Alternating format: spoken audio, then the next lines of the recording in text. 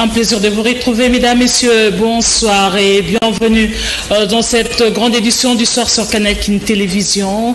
Le président de l'Assemblée nationale, le professeur Vital Kamerhe, a reçu ce vendredi 19 juillet 2024 dans son cabinet de travail Rita Laranjina, directrice Afrique de l'Union européenne, dépêchée en République démocratique du Congo pour réitérer le souhait de son institution pour approfondir le partenariat traditionnel avec la République démocratique du Congo à travers l'accompagnement de réformes annoncées par le chef de l'État, Félix Antoine Tshisekedi Tshilombo, dans son programme quinquennal. Suivez.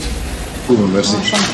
Les besoins primordiaux de la République démocratique du Congo est de mettre fin à la guerre lui imposée par le Rwanda et l'Ouganda dans sa partie Est. Le président de l'Assemblée nationale, le professeur Vital Kamerhe, l'a fait savoir à Rita Laranjina, directrice Afrique de l'Union européenne, dépêchée en République démocratique du Congo pour venir réitérer les souhaits de cette institution d'approfondir les partenariats traditionnels avec la RDC à travers l'accompagnement des réformes annoncées par le chef de l'État, Félix Antoine Tshisekedi Tshilombo, dans son programme quinquennal. Comme il a fait à Montréal devant ses pairs de l'Assemblée parlementaire francophone et tout récemment avec les membres du Congrès américain, le vendredi 19 juillet 2024, le speaker de la Chambre basse du Parlement a invité l'Union européenne à soutenir la position ferme de la République démocratique du Congo qui exige le retrait de l'armée rwandaise et ougandaise du sol congolais avant toute autre démarche. Il a montré que c'est la meilleure façon de baliser une solution politique ou diplomatique à cette question afin de laisser désormais place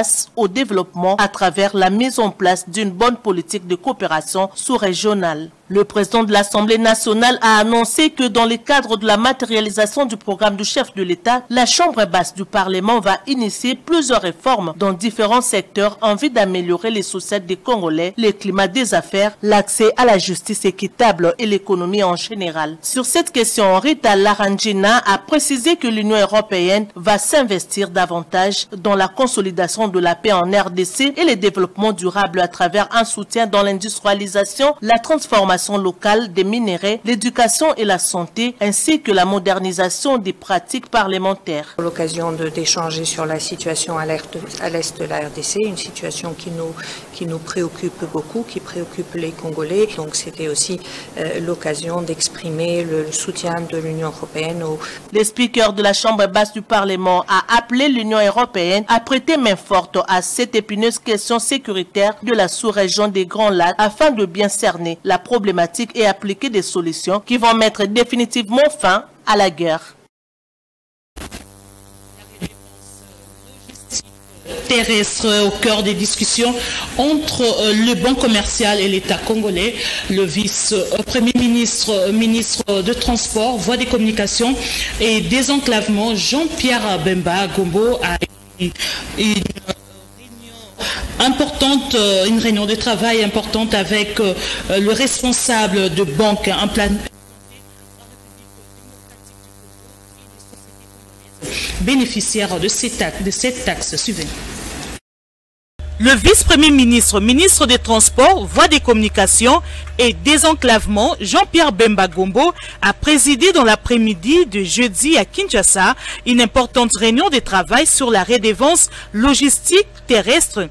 Cette réunion a connu la participation des responsables de banques implantées en RDC, de la Direction générale des douanes et assises, ainsi que les sociétés congolaises bénéficiaires de cette taxe, notamment l'Office national des transports, ONATRA, et la Société nationale des chemins de fer du Congo, une taxe que de tierces se permettent de saisir par voie judiciaire dans les banques congolaises, d'où la présence des banques commerciales congolaises. Nous avons été reçus afin de discuter des voies et moyens pour les banques d'accompagner la perception de la taxe dont je venais de parler, la redevance transport logistique, afin de permettre à l'État de pouvoir avoir accès à ces fonds-là et ainsi contribuer à toutes les dépenses d'investissement que ces sociétés doivent entreprendre sous l'impulsion du gouvernement. Parce que je pense que c'est un point important dont nous avons discuté quand même assez longuement pendant la rencontre qu'a organisée le VPM avec les sociétés d'État SNCC, ONATRA ainsi que les banques commerciales. Merci beaucoup. Comme vous savez, cette redevance a été instituée pour permettre à notre entreprise de développer les infrastructures de développement, notamment les chemins de fer et les ports. Et au jour d'aujourd'hui, depuis un moment, on a constaté que cet argent est confronté à des saisies intempestives de la part des tierces et même à des détournements au niveau des entités bancaires. Et les vice-premiers ministres tenaient à ce que nous puissions être sûrs de disposer de cet argent et qu'il soit effectivement destiné à l'objectif pour lequel il a été créé. Et c'est pour cela que les banques et nous avions été invités pour qu'on clarifie d'abord la quintessence de la chose et expliquer à tout le monde que c'est l'argent de l'État et ne peut pas être saisi. Au jour d'aujourd'hui, là, pour ceux qui suivent les activités, vous voyez qu'il y a des travaux qui sont en train de se faire sur le chemin de fer Kinshasa-Matadi. Et c'est toujours avec ce fonds-là, mais il y a lieu de faire plus.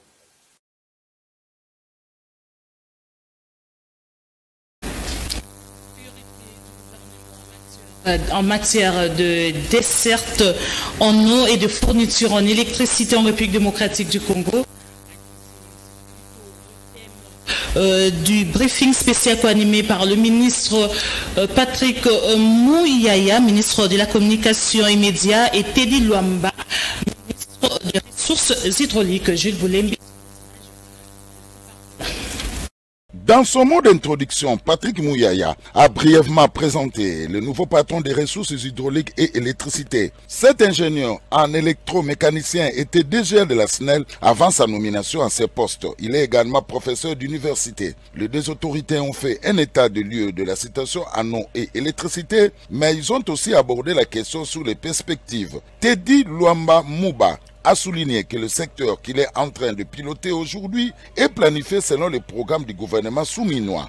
Le plan du gouvernement et le programme que nous mettons en place est axé sur 4 points, a-t-il indiqué. Il s'agit de 1. Fiabilisation du secteur de l'eau, revitalisation de la croissance économique en partant du secteur de l'électricité, investissement dans les secteurs de l'eau et l'électricité, réglementation, l'assainissement du cadre légal. Comment allez-vous y prendre pour améliorer la desserte en eau et en électricité, a demandé le ministre de la Communication et Médias à son invité. Il faut passer par plusieurs étapes.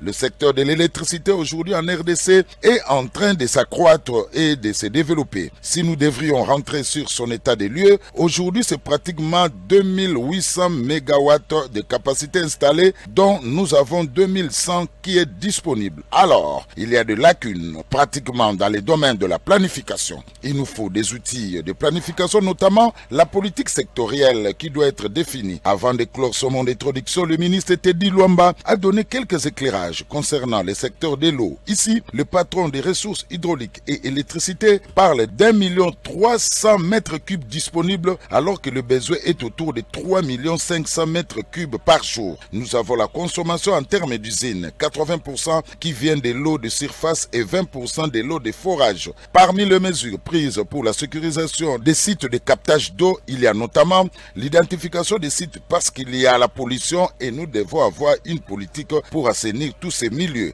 La politique de la chaîne de valeur autour de l'eau et l'électricité, c'est-à-dire nous avons la production de l'eau et l'électricité, mais nous manquons les services d'appoint, c'est-à-dire fourniture de PVC et tout ce qui va avec.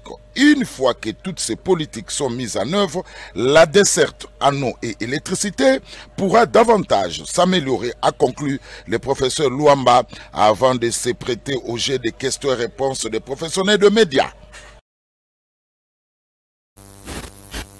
2023, l'Agence française de développement a été un grand apport pour l'accompagnement de l'Afrique centrale vers le développement avec un portefeuille de 41 projets. Les activités réalisées particulièrement en République démocratique du Congo sont chiffrées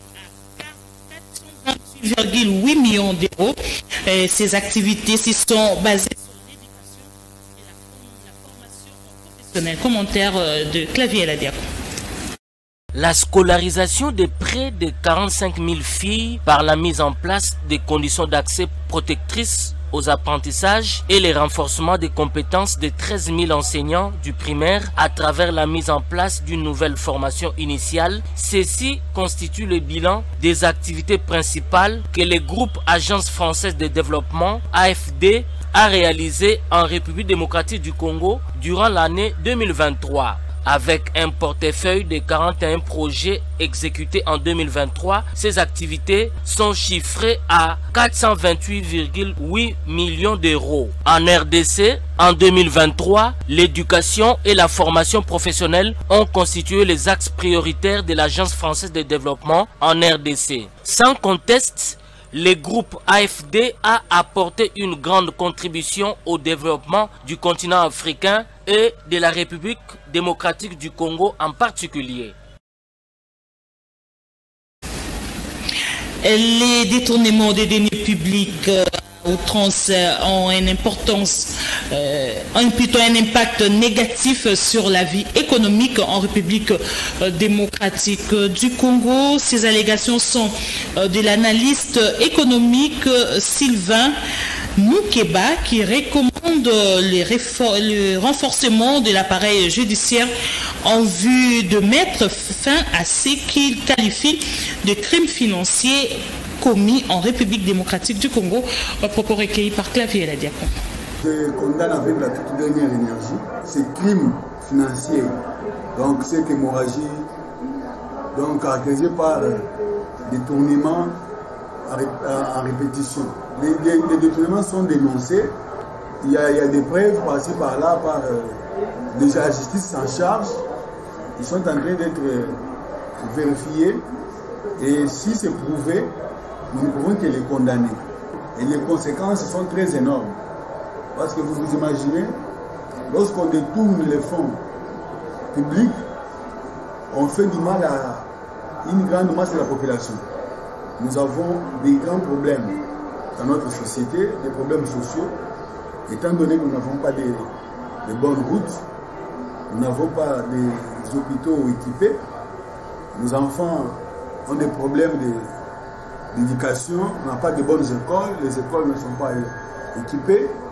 Alors, lorsqu'il y a le détournement des fonds publics, des finances publiques, c'est une histoire qui doit être condamnée et arrêtée. On ne peut pas accepter ça. Ce qu'on peut proposer comme remède pour remédier à ça, c'est un problème de renforcer notre justice. Les gens qui sont tentés de détourner, ils ont la responsabilité dans la gestion de la chose publique, ils ne peuvent qu'avoir la peur lorsqu'ils verront que ceux qui ont détourné avant eux ont été poursuivis jusqu'à la fin et ils ont écopé leur peine la plus capitale. Les détournements ont vraiment de l'impact majeur sur notre économie. Lorsqu'on détourne les deniers publics, ces deniers-là, quand on a fait les budgets, c'est en termes de prévision. Et lorsque ces recettes sont réalisées, mais orientées à une autre destination que celle qui a été prévue, c'est déjà un problème sur l'équilibre économique. L'organisation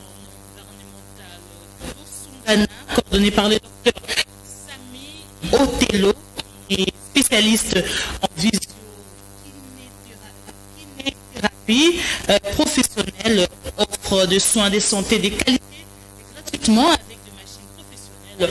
Cette ONG constitue à tout point de vue l'espoir des Quinois en particulier et des Congolais en général. Reportage énorme.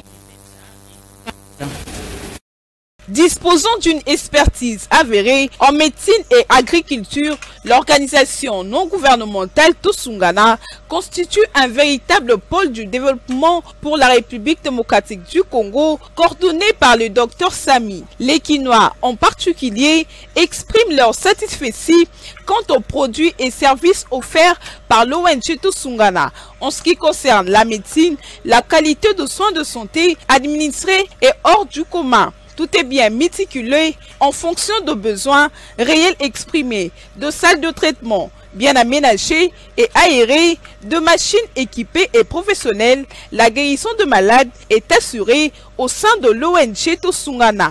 Les patients se bousculent au portillon car ces services de qualité sont gratuits de bout en bout. Parmi les services Ngana Salaka, le Kolabakaya, Tasio, estomac, AVC, rhumatisme, hernie discale, nerf asiatique. Aux années de fonctionner malamute, genou passe, makolo passe, mukongo passe, douleur en soto mobimba, hémorroïdes, AVC, diabète, maladie amis, et ça parmi baka on a soignaka. Nazo soignango sur ça pour ça, à travers quoi? Nazo soigner yango, kolanda naba équipement oyonga nazana yango, nazo sale là-bas appareil professionnel, aweza boko côté. Appareil professionnel, excellent namboka bapaya. Les activités de l'ONG Tosungana s'étendent également dans les secteurs de l'agriculture. Le produit vivrier fourni seront commercialisés d'ici peu à des prix accessibles à toutes les bourses. ONG Tosungana ezali na balisal sina ya marque nyos. Lokola na minito déjà tokokende na babilanga tozo sala. À partir de bamekau. Tozo bimisa biloko tokoteka ngo moins cher. Ce qui peuple congolais, population, bande konanga nyoso bakoteka kolof fu 3000, biso tokoteka 1500. C'est que ya biso nyoso tonango ezali nase. En condition que bato bali ya bien basala bien. Situé au numéro 57 de l'avenue Lobo, dans la commune de Limete, quartier Kingabwa, en plein capitale congolaise, l'ONG Tosungana constitue à tout le point de vue l'espoir de Quinois en particulier et de Congolais en général. La guérison de malades est assurée au sein de cette ONG Tosungana qui constitue un véritable pôle de développement pour la République démocratique du Congo. Quelques malades en témoignent. Suivez. Ils sont au micro de Naomi Benza et Koparbola. Alors, na moi, micro, il y a sali ce qui doit être à l'objet. Ils ont offert, oui, ils ont offert. Pourquoi? Parce que quand on est AVC, ils ont offert à $3 000, $4 000. Il y a des fois, ils ont quand même parcelle, à quel même voyagé n'importe. Alors, n'ayez pas docteur, tu serais n'ayez, il y a Tinza Mekiboso. Alors, na moi, micro, on a un docteur, ils ont vraiment un changement de côté. Na le bok à gauche, na l'école à gauche, il y a qui paralysé. Moi, il y a côté de la réalité. Et na yawa, docteur, après ça, il y a un moumate, tongate. Avec qui s'il y a un service, oh, il y a un petit peu de bawan. Ce qui doit être s'il y a un service, na biminga imoko inde, tinandako. Témoignage, mon nene, tout. Le personnage pour le là.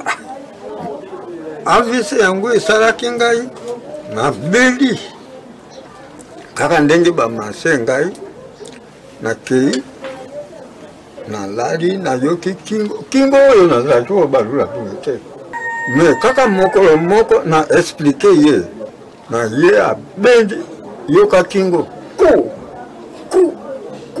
kaka ndenge wana nakei nalali nabandi kotourne na bandi ko tourner na yebisi mwasi na ngai na kena hôpital ndenge bakisi ba ordonnance ba résime bere na bikate ma pasteur na biso aye ko yebisaka lobi toge kuna na musini wana esika mwana biso na pasteur azali aye na masina kitoko ezaki site tomate lena za ko ya liboso ka kosimba ngai na mbana na ngai aye na ngai asiminga meme po na zai kukati yango te soki na kukati ya ka vertige me nga moko nakomi kukati ya po nakomi kokende nga moko ndako nake na zongi nakende na ndako na zongi naoki mpenza bien.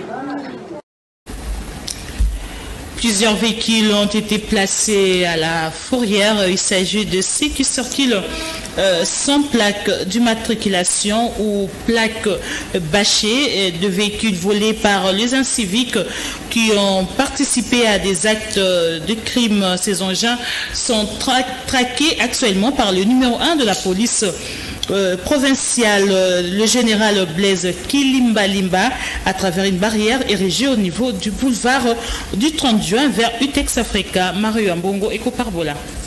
Plusieurs tronçons de la ville-province de Kinshasa, surtout au centre-ville, ont servi de suivi et de mise en ordre concernant l'interpellation des véhicules qui n'ont pas de plaque d'immatriculation ou encore des plaques bâchées. Pour les autres véhicules, ce sont plutôt des plaques des entreprises de l'État, donc il faut vérifier la véracité de ces plaques. Tel est le travail que ne cesse de fournir le général Blaise Kilimalimba et toute son équipe en interpellant sur les faits cités ci-haut. Nous sommes à Kinshasa, sur le centre. Généralement, une portion des personnes aiment le trafic d'influence, ont été mis à l'épreuve en se faisant interpeller par les représentants de l'État. Non, je ne vais appeler personne. Non, je vais te donner le numéro de appel. Distanciation. Non, je te donne le téléphone de appel. Non, mon général. Tu voulais appeler qui? Non, il y a une méprise. Pourquoi tu as bâché? Mon général. Pourquoi tu as bâché? Mon général. Non, réponds-moi. Pourquoi tu as bâché? Mon général. Alors que c'est une plaque normale. Tu la casses pourquoi? Non, il y a une méprise. Bon, on fait ceci. C'est une plaque normale. Nous sommes en train de chercher des véhicules volés. Oui. On va à la fourrière, on va vérifier l'authenticité de ta plaque. Allez, tout en bas. Cette démarche ne sera certainement pas du tout du saupoudrage, car les Kinois ont apprécié le geste de travail présenté par la hiérarchie de la police nationale congolaise et espèrent voir ces personnes, s'ils sont une fois fautifs, c'est-à-dire contre les lois de la République, d'être sévèrement sanctionnés pour dissuader aussi les autres à ne plus faire ce genre. C'était plutôt sur les images de Joël Pembele qui a crédité sur place à la police nationale congolaise. Plus question de voir le motocycliste emprunter le saut de mouton dans la commune de Gombe ou encore le voir circuler au centre-ville. Telle est la mission du colonel Aurel Ungundi du camp Lufungula. Ensemble avec son équipe, ils ont appréhendé les motocyclistes qui ont osé défier la loi. Suivez encore une fois de plus Mario Ambongo et Joël Pembele. Le colonel Aurel Ngudi de la GEMI, basé au camp Lufungula, nous sommes dans la ville-province de Kinshasa-Ouest, a procédé à l'arrestation et interpellation de plusieurs motocyclistes communément appelés Wewa, ici dans la ville-province, qui arpentent le saut de mouton alors que la loi les interdit, non seulement de monter sur les sauts de mouton, mais aussi d'entrer au centre-ville. Nous sommes dans la commune de la Gombe. Cette situation dure plus d'une année déjà, où les motards Wewa cause énormément d'accidents, soit par l'absence de connaissance du code de la route, soit par des excès de vitesse se faufilant comme des guêpes. Le colonel Aurel Ngudi a décidé de mettre fin à cette situation. Les moyens et les unités ont été mis pour bien faire le travail. Et ça prendra le temps que ça prendra pour stopper ce comportement peu commun des motards qui généralement, très têtus, doivent se conformer maintenant à la rigueur de la loi. Une fois appréhendés, ces inciviques seront sanctionnés afin de les dissuader et ils doivent respecter les lois de la République. En toute simplicité, comme on le dit souvent, force est à la loi et nul n'est au-dessus de la loi. La faible fréquentation de quinoa dans les bibliothèques, librairies et autres points de vente du livre à Kinshasa préoccupe au plus haut point le vendeur de ces biens et services ayant comme fonction la promotion des valeurs intellectuelles qui aussi j'ai énuméré plutôt quelques aspects pédagogiques, entre autres la conjoncture et le manque d'intérêt scientifique. Jacques Botsekota et Shoming Kassiama pour le reportage. La lecture du livre à Kinshasa intéresse peu les Kinois. On fait savoir au sujet quelques vendeurs de ces biens communs trouvés au point de vente, bibliothèques et librairies de la capitale congolaise. La montée à grande échelle de la nouvelle technologie de l'information et communication, l'élite congolaise s'intéresse de plus en plus aux ouvrages numériques, exigeant, selon cette dernière, les moindres frais pour la documentation. À cela s'ajoute la conjoncture et les manques d'intérêt scientifique. Le livre, c'est une condensée scientifique, et une œuvre scientifique intellectuelle condensée. C'est une pensée philosophique, le livre. Donc en bref, c'est ça. Le livre, c'est une pensée philosophique et scientifique condensée de plusieurs expériences, des chefs-d'œuvre Parce que c'est la clé des connaissances, la clé de toutes les connaissances possibles. C'est le livre. Le problème de la vente, c'est, je peux répondre à ça en 2 volets. Premièrement, c'est le problème du pouvoir d'achat. Comment est-ce qu'un papa peut acheter un livre s'il est mal payé, s'il n'est pas bien rémunéré? Il doit compter d'abord, chercher de quoi manger, de quoi mettre sous la dent et ne pas acheter les livres. Ça c'est un. Le livre, pour l'acheter, il faut avoir aussi la culture de la lecture du livre. Il faut l'aimer. Mais quand vous n'aimez pas les livres, c'est que vous allez acheter les livres. Non. Hormis ces différentes fonctions pédagogiques liées au développement des facultés et compétences intellectuelles chez les uns, la probité morale et la purification des mœurs chez les autres, la mise en service de la lecture du livre à Kinshasa, comme partout ailleurs, nécessite sans la moindre retenue l'implication totale du gouvernement pour pallier à cette situation visant à compromettre l'avenir de la jeunesse congolaise.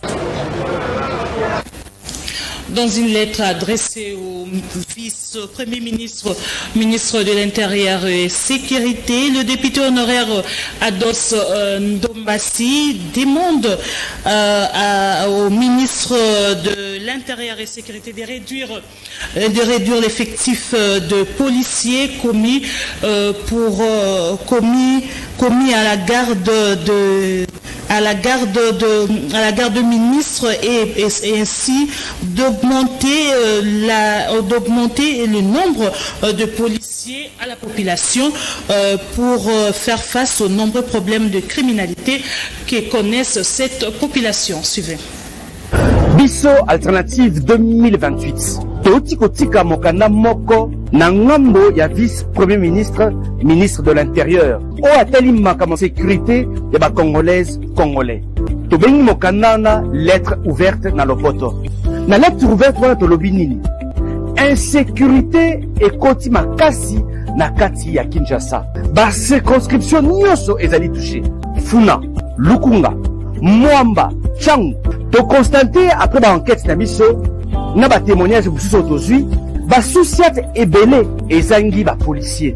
Okomona na souciate moko na kata quartier bazaka na 2 ou 3 policiers.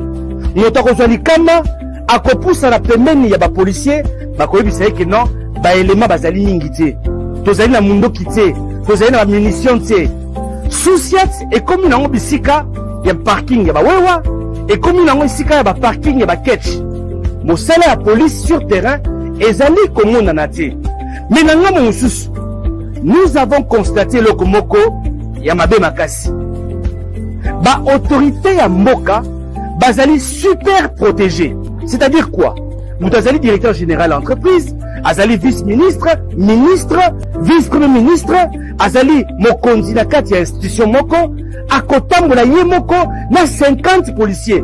Okomona na ndaku na ye, azali plus de 100 policiers bazali ko protéger ye. Pendant que na kati ya quartier, et si qu'il y a des milliers de Congolais, okomona congolais, azali protégé kaka na 2 ou 3 policiers.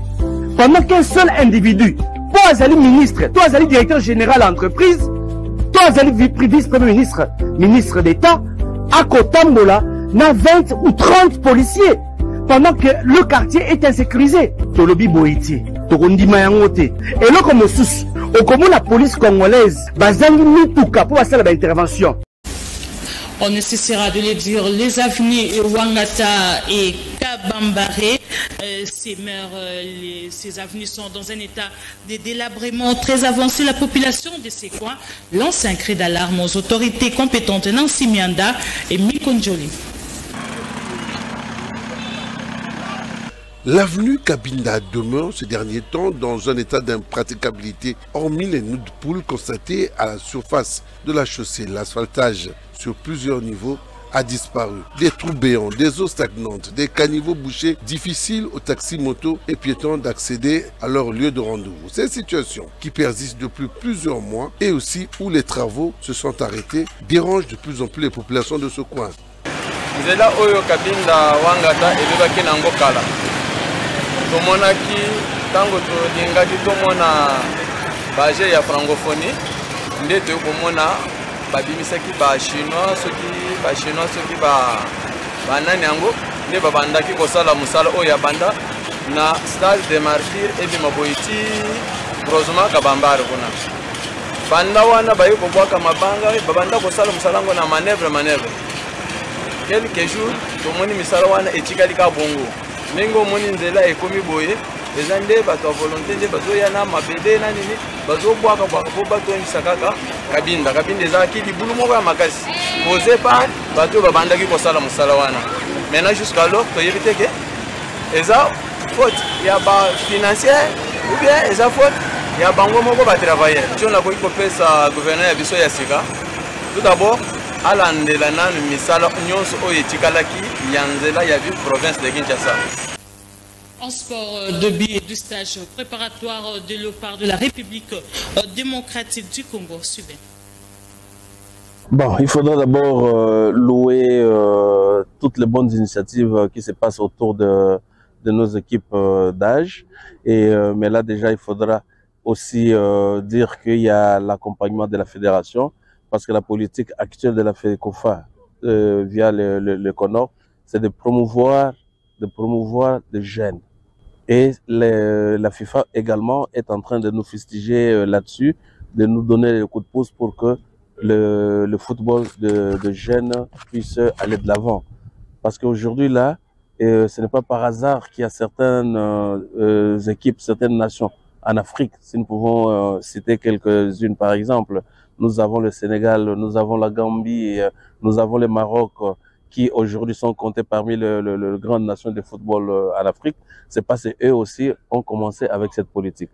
Vous avez bien vu hier, nous avons commencé avec les jeunes de U15, U17 et U20 de l'autre côté. Et nous nous sommes dit aussi, comme il y a l'UNIFAC qui arrive pour Brazzaville le mois prochain, donc il est de bonne loi que nous puissions vraiment faire un premier rassemblement. Nous louons la volonté de tout le monde qui ne résigne pas sur les moyens. Parce que si on doit vous dire comment on est parvenu à avoir ces rassemblements, ça c'est extraordinaire déjà. Donc là, il faudra vraiment féliciter le staff technique avec l'entraîneur, le coach Guy Boukassa devant, et la volonté des parents également, parce que nous ne pouvons pas nous leurrer, nous ne pouvons pas ne pas féliciter les parents qui ont accepté volontiers, et même le président du club, de ramener sur Kinshasa leurs athlètes. Donc, la première prise de contact actuelle d'aujourd'hui est déjà très très favorable, parce que nous avons vu, et puis vous avez vu aussi avec l'œil de footballeurs, que c'était un jeu libre dont on a voulu, comme les enfants revenaient de congés, donc des vacances, on a voulu vraiment les laisser librement évoluer. C'est fini pour ce soir. Si vous avez aimé cette édition, dites merci à Naomi Benza, Couparvola, Tony Binda, Serge Kouloudier. Je vous retrouve encore le vendredi prochain. Même chaîne, même heure. Je vous dis bon début de week-end chez vous et je vous laisse en compagnie de Mijaloua pour le journal Bongebet. Au revoir.